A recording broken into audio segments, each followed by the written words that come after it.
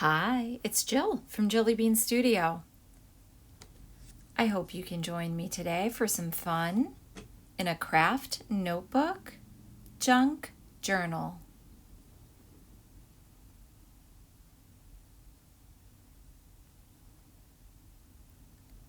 Welcome to the channel, or welcome back. I'm glad you could join me today. So I hope you're well and grabbing a cup of something you enjoy. I'm going to dig into these little craft notebooks in just a couple minutes. They are kind of a smaller version of a composition notebook style junk journal. They're tinier, they're 6 by 8, and I've been using them on a monthly basis for the last few months. And also, friends, I've been playing in a Gluebook. And if you have been around here a little bit, you haven't heard me say that very often. So this little one is a nice scrappy, repurposed junk mail catalog. Loving that. And it's hanging out on the desk right now. Actually, lots hanging out on the desk right now. Do you find that happens? Your piles start to grow? I'm definitely in that pile growing phase, and I've been enjoying the antiquarian sticker books that I've had in my stash for a very long time, using a little bit of paint, maybe not as common materials in a glue book, I'm not sure.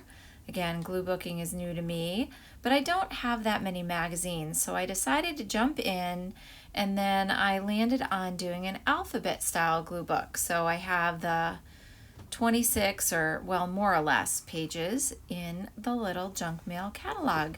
So that's been fun, and I'm going bit by bit. The next thing on the desk are the printables, and these are the old ones. We're at the end of August here, 2023 currently, and I have been using these and having a good time, and I appreciate those of you. I know there's been some creative channels that have used the printables, and it just warms my heart.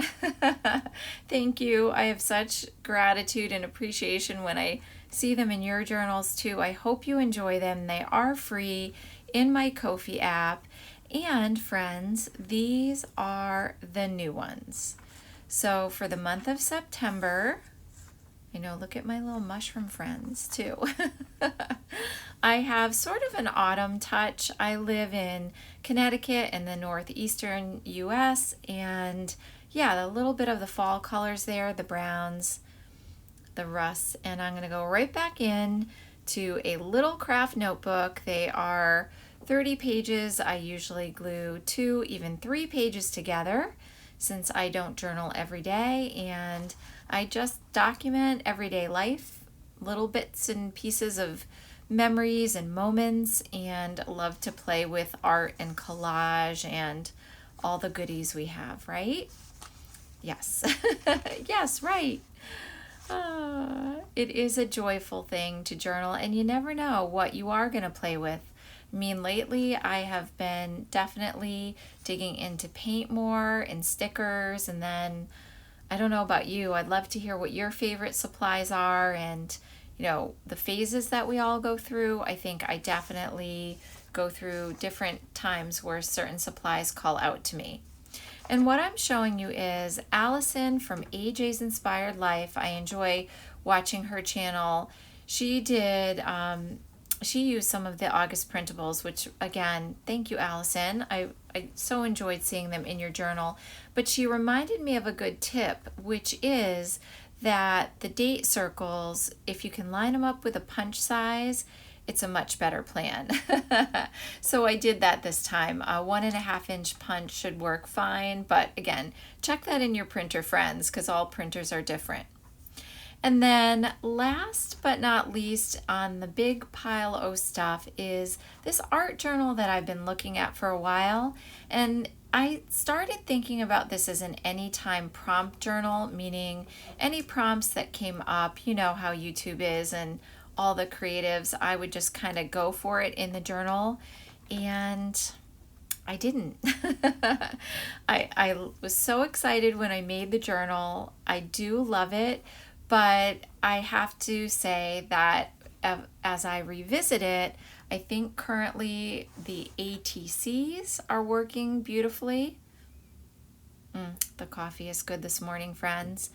But the rest of that concept of art prompts isn't, because what I tend to do is, like in this little cutie pie, I end up doing whatever prompts that I have time for in my current creative junk journal. So a little bit of rethinking some things, and I don't know, does this happen to you?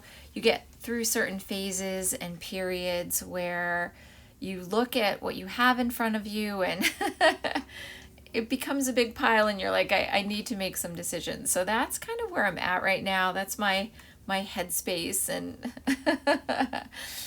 and I think the ATCs and maybe some postcard art would be really good in that journal. All right. So I think this is the catch-up point in the August journal. If you've been around the channel for the last few videos, I have been journaling in the little creative Kraft Notebook.